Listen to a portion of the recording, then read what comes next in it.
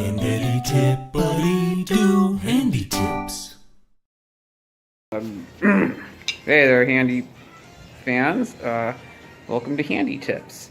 Today's episode, as you can see, a dog peed on my back porch. It's kind of, yeah. Well, if you want to clean it up, you can't just use like a broom, because brooms don't take care of liquids very good. You need water.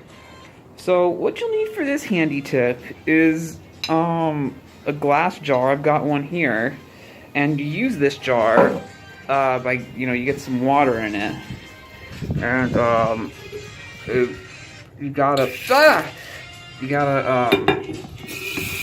fill it with water, and once your leg is soaked, you then use the water. And you don't want to just spill it on, or it's gonna, mix around. Instead, you want to like throw the water. And that's kind of it for this one.